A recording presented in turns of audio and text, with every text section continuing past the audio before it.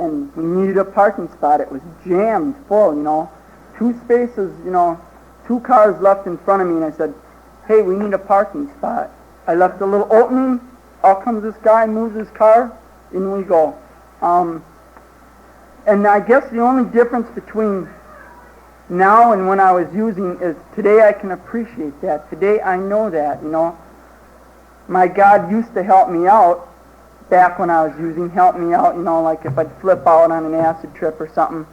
But today I can understand and know that, He's doing it for me. He's running my life. And it's because of you people that I've found that, that I've gotten that back in my life.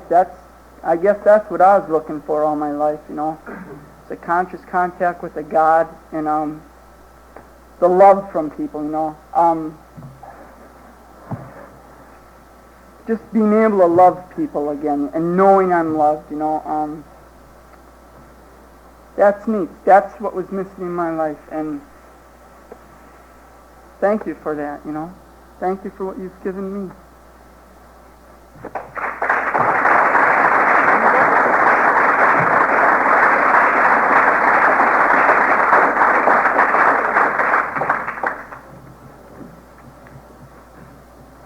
Ooh.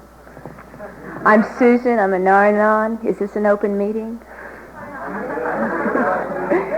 I'm going to talk anyway.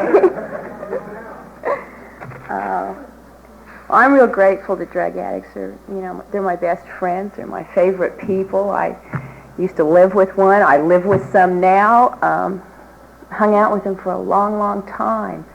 I was, real independent loner type person all of my life. I've been shit on a lot. I was the last one picked for the ball team, and just all of that, all down the line. And then one day I got stoned. Oh, God, I got stoned. I got so stoned I ate 5 hamburgers and God knows how many French fries and all the apple pies I could get in myself at the local Hardee's. I got wasted. And so, that was fun. And I did that every day for several years after that. And all those people were real neat. They were real laid back. They were real fucked up. And they couldn't do anything for me to begin with except get me high. And so I didn't have to worry about them shitting on me because I wasn't really dependent on them for anything. And for a long time that worked out okay. And there were ties that bound us together. There was, the secrecy and the conspiracy of it all and copying in the night and all this kind of jive.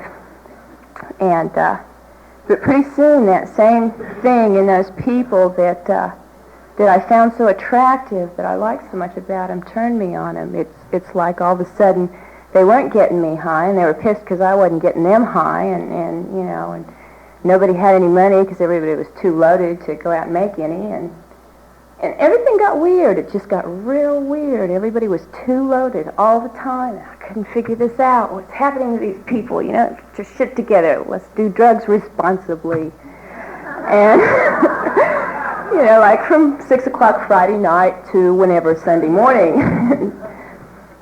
One of my best friends in the whole world, I got loaded with her. Her sweetie was my old man's best friend, and we had a little competition going for a couple of years. God, she could get high good. She could do such, she could do dope and be so cool, and I was so fucked up when I did dope. But, I admired this woman for a long time, and I came to like her and came to love her, as a matter of fact, even then when we were using, and our relationship began to break up because she did her drugs irresponsibly, and, I couldn't hang out with her, couldn't keep up with that drug usage, really. I was kind of jealous. And my husband did his drugs irresponsibly, and pretty soon there was nobody for me to do drugs with, and I kind of didn't want to do them because all those people did them so badly. And then here came my girlfriend back, and she wasn't doing these drugs anymore, and she was just so neat. She was just all the neat person I ever thought she was, and she was straight and sober. And, she told me about this treatment center and about this, then it was AA. And there was just barely an NA. I think there were 3 people in it. And it was real exciting. And she told me, about crises and things like that. And so You know, I hung out and I waited for a crisis and I waited for a crisis, and finally it came, you know, and there was my old man, a total mess, gone to the world, you know, everything was shit, you know, couldn't pay the bills, couldn't buy anything to eat. He was gone, no job, you know, owed somebody money for smack. He couldn't even stop to think about it. He was just, you know, and I played the whole thing out. We're going to get this man to treatment now, and everything's going to be okay, and we're going to live happily ever after. And so I called my friend, and she came over with her sponsor. I didn't know anything about sponsors then. But they came over and they says, how you doing, Susan? Oh, I'm fine, you know. I'm great. He's a mess. And I said, well, how are you, Susan? What are you going to do? Well, I'm going to get him in treatment. Well, he's fucked up, you know. He's just he can't do anything. What are you going to do for you? And I was real confused. I didn't understand what they were talking about, you know. But I went along with it because at least they were there, you know. And at least they weren't trying to get me loaded so that I could tolerate the mess that things were in, which was the usual pattern. And we ended up in treatment, and I found out about helping myself. And I found out that I didn't need the ties that bound me to those people, even that man. And I started hooking into you all, and it was real neat, and the ties felt a lot better. They still do. You know, I'm starting to trust people. Like, I figure, you know, maybe I can talk to a couple of you and you'll be honest with me, and it'll be real neat. And I really like that. I like liking people. I like liking me, and I've got all that out of this program, and I wouldn't give it up for anything. You know, I hang out here because, you know, all the people really important to me right now are leading pretty nice lives, and they're clean and sober, but I just love addicts, you know, so I'm sure that I better stay and have my program for the next mess I get into. Thank you.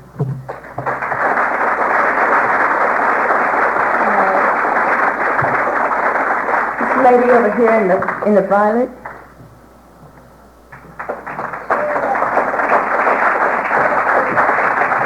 I am just so excited to be here. I just got off the plane and I was shaking and saying to myself, why did I come, you know? I'm not going to know anybody. It's a dumb idea in the first place. And I'm just so excited and jazzed to be here. And there's a lot of people I do know and love, and it's really neat. Sobriety and straightness is the greatest. Thank you. My friend. Oh, my name's Nina from Fort Lauderdale, Florida.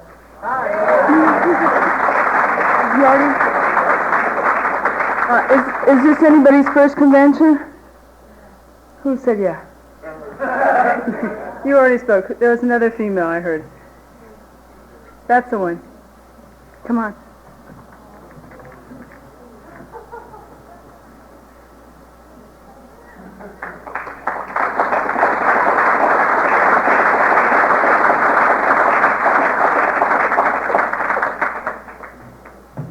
Well, I'm Kathy, and I'm in Al-Anon and Nor-Anon, and I'm here with my boyfriend. Hi. We're here from Atlanta. I'm here with my boyfriend, Bob Burns, and I really enjoy the program just for him. I go to a lot of meetings with him, and it's made a different person out of him.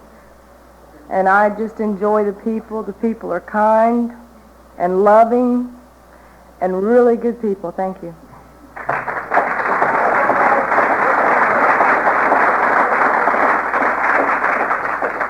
Well, what do I ask you? Just pick somebody to come up?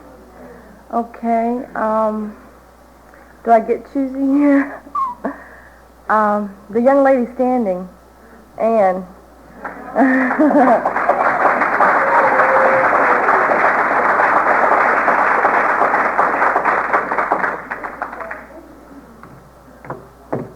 I'm Annie, and I'm an addict.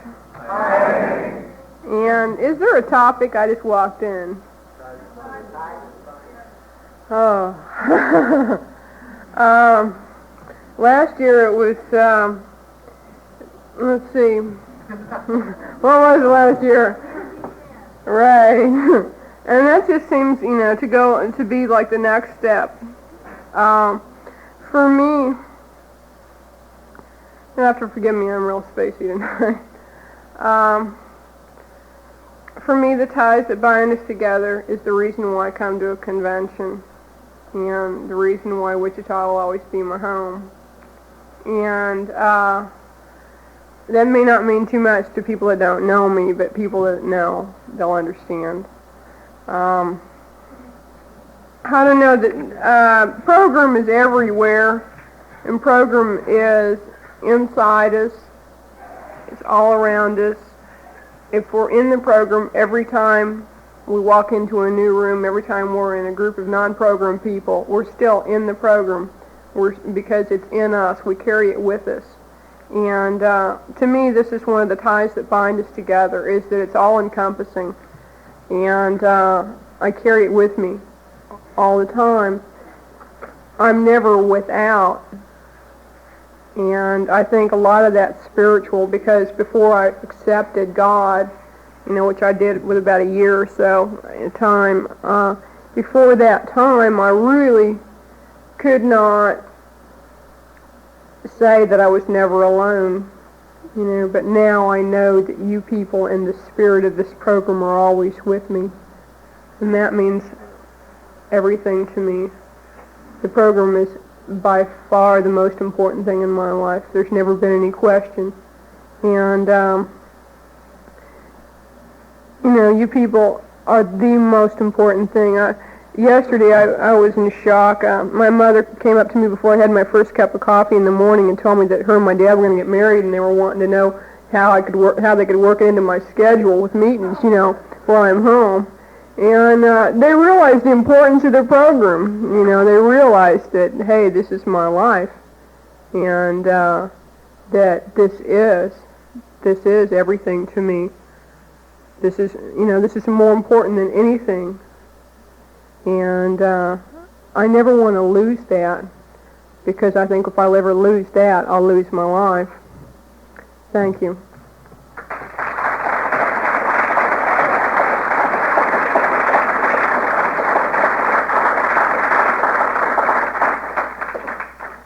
I don't know who to pick, 'cause I don't know who hadn't talked. So I just came. Jim, have you talked? Hank, have you talked? Let's see. Who has not talked? Pat, have you talked?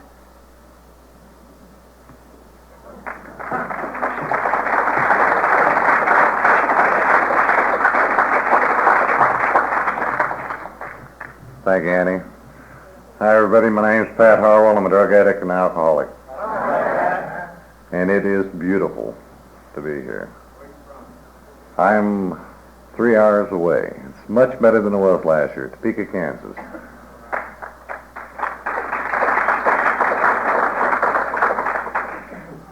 I went last year to my first convention in Atlanta, and I think Julie, if she was here, or issue year, would remember the problem I had getting down there, but we didn't make it. Scared. Didn't think, I'd be able to share with anybody. And everybody made it so easy. So easy to share. So easy to care. I got straight and sober in Alcoholics Anonymous in Miami, Florida, because I didn't know there was any NA programs around. I didn't even know there was one that existed. I stayed that way for a couple of years, almost died, because I was lacking something. And I was lacking, I believe, the honest sharing that I find in Narcotics Anonymous. It's, to me, it's just a different world. You people have taught me how to love. You've given me my higher power back. You've been tolerant with me, patient, and it took a lot of patience. it's just so beautiful looking out and seeing so many happy, smiling faces. It's really great. You know, when we pulled off of Market onto Douglas tonight, you could feel the good feeling already. And if I hadn't have, known there was a convention here, when I walked in that door and saw all the happy faces, I would have known that's where I want to be. Because I want to be happy, and I want to be me. I don't want to be scared and lonely anymore. And I know I don't have to be. Not with you all. It's just beautiful. It's a new way of life, and it is my life. Without it, I die. I also would like to take the opportunity to tell each and every one of you how much I do love you and how much I thank you.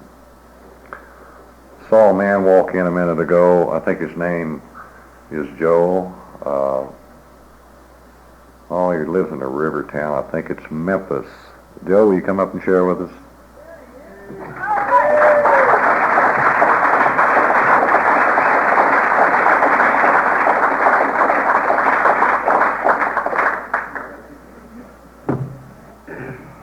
My name's Joseph. I'm an addict. Everybody. Hi, Dean. Thank you, my friend. I love you.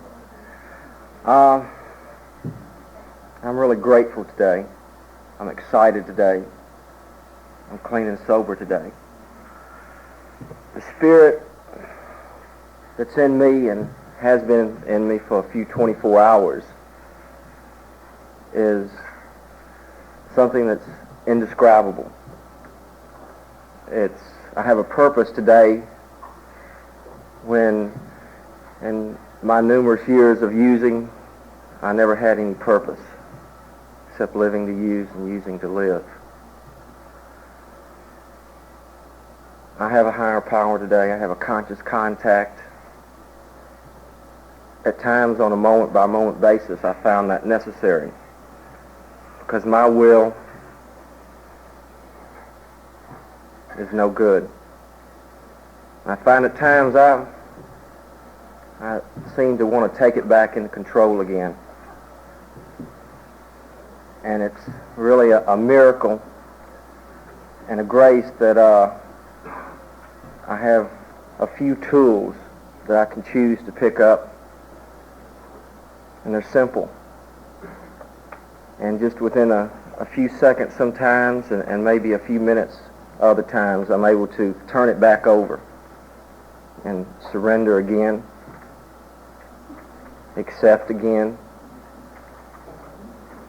and have another moment of clean and sober time.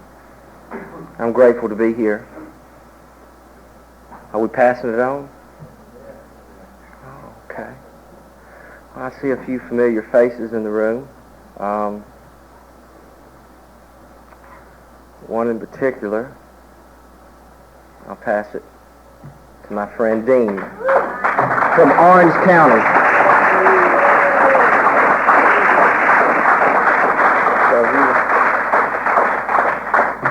You broke my anonymity, though. I'm Dean. I'm an addict. I'm from Narcotics Anonymous.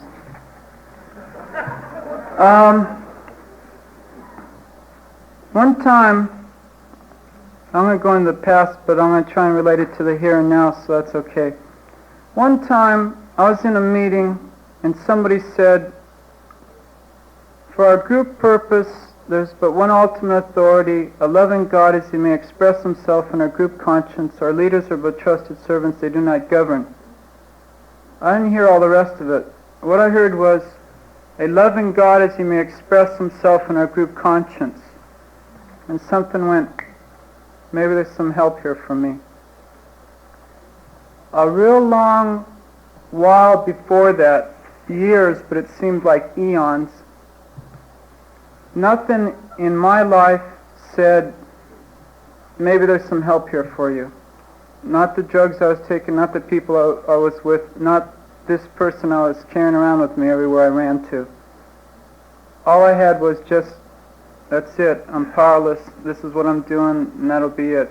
And all of a sudden, My self-will run riot, coupled with drugs, put me into continuous unmanageability, and I kept trying to manage it, which soon led to powerlessness. My self-will putting me in unmanageable situations and trying to manage them just drained my energy, and I ended up a dead battery. I was a dead man with movable parts, and I had just used up my energy. And then God's grace gave me the energy to get to this program.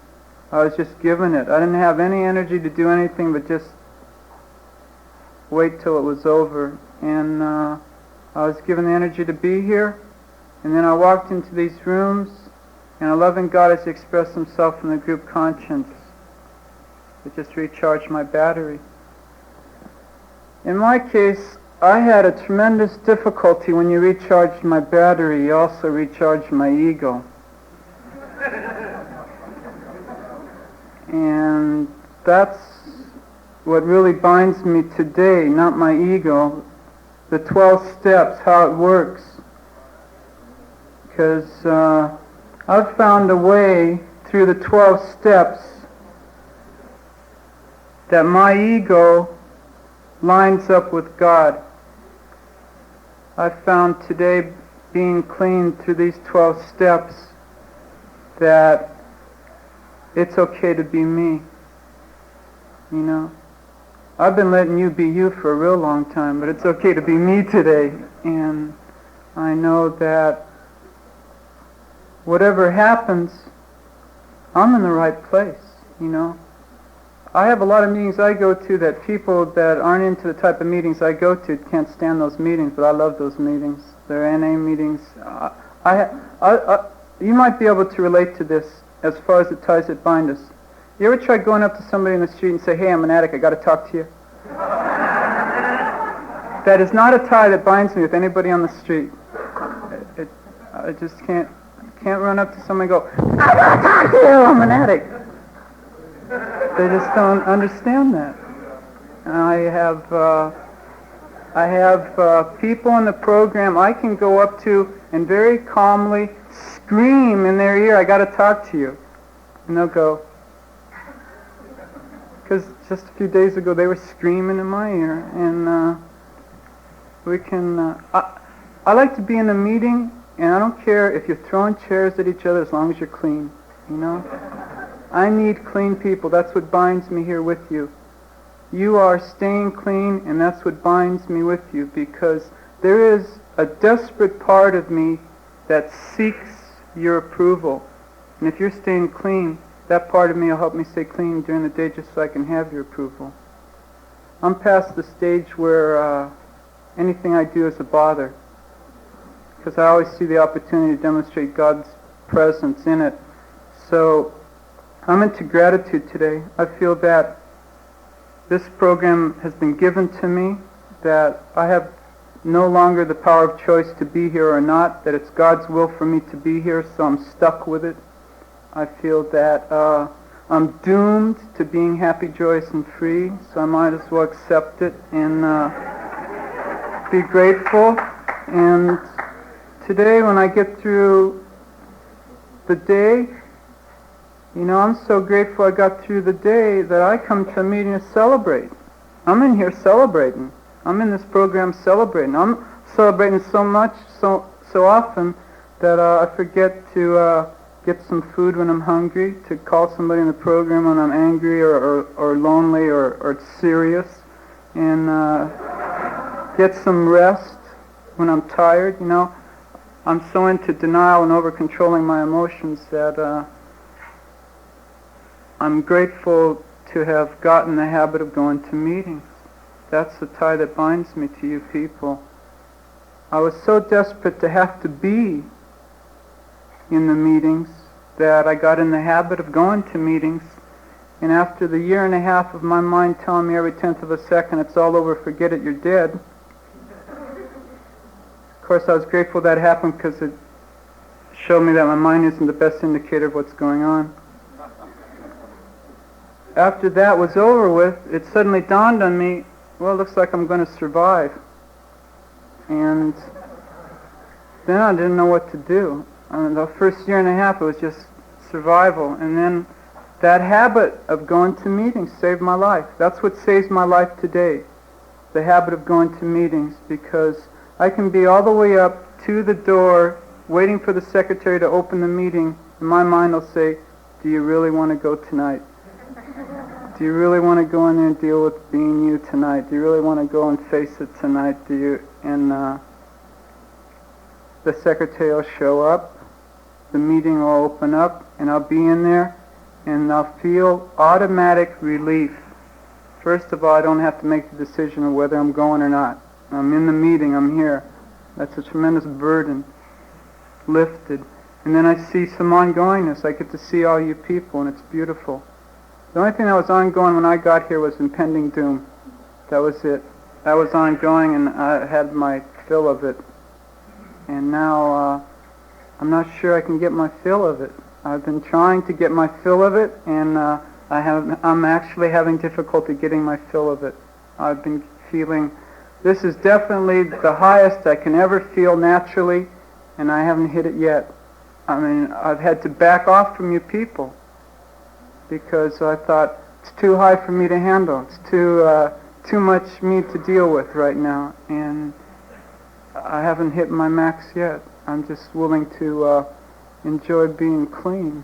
And I'd like to call on somebody now. Have you talked yet, Bill? Pardon?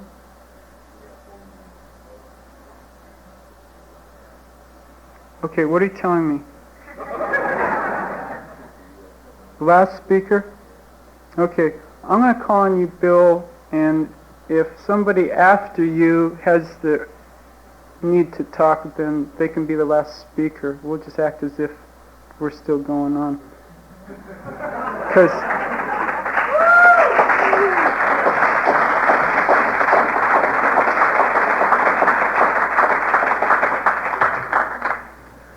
my name is Bill, and I'm an alcoholic and an addict.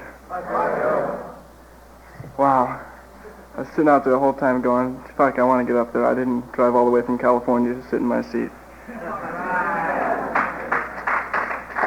I got about 4 months on the program, and I feel better tonight than I think I have in 17 years, and I'm only 16 years old. I mean, I can't even begin to describe it. I don't think I'm going to try. I love every single person in this room. I think more important though, I love myself today.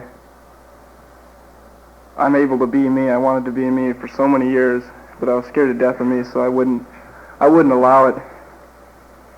I used drugs to try to find a way of life that was comfortable, that I could live with, that I could exist in through eternity. And through drugs I did. I found NA. It's never anything close to what I expected. I don't have a whole lot to say tonight, except that, this is my first convention. I'll try to stick around till next year. I'll do it one day at a time. As far as the bonds that tie us together, it's really hard to understand that, it's because I don't comprehend things very well, When I start asking why and trying to analyze, I can screw myself up pretty damn good. But when I showed up here in Wichita, I really felt sort of out of place. I don't know that many people. Matter of fact, I knew the person I came with. And I met a few more people. And we were at this woman's house, and Please turn your tape, do not rewind. Turn your tape and continue on side 2.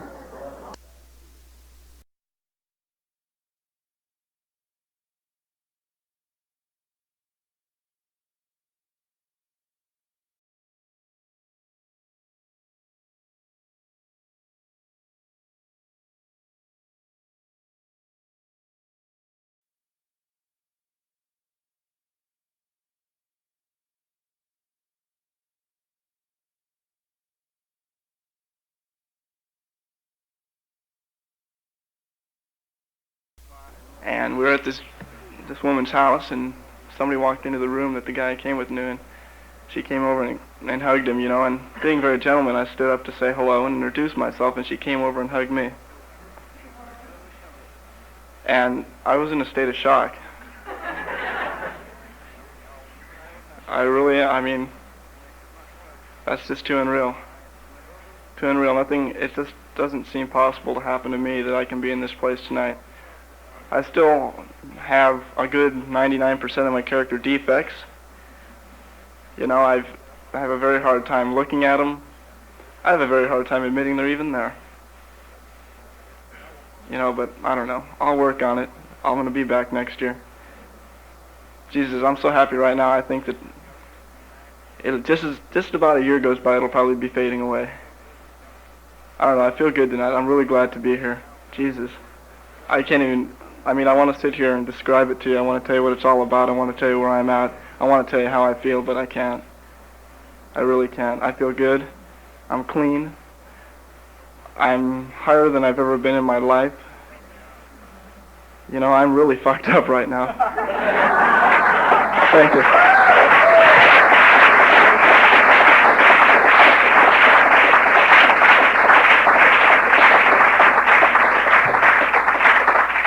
I'm having people yell at me saying, close the meeting, close the meeting. So I guess I'm supposed to close the meeting. I don't know who started it. I wasn't here, so I'll turn it back over to whoever's supposed to be up here.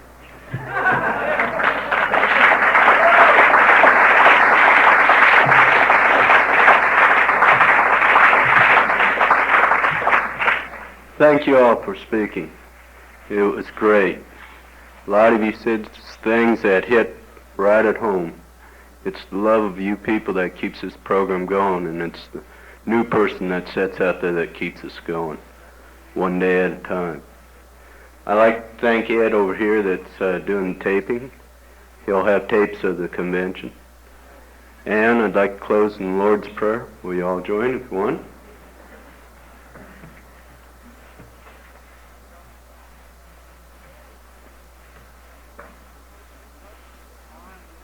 Our Father, who art in heaven, hallowed be thy name. Thy kingdom come, thy will be done, on earth as it is in heaven. Give us this day our daily bread, and forgive us our trespasses, as we forgive those who trespass against us. And lead us not into temptation, but deliver us from evil. For thine is the kingdom, and the power, and the glory.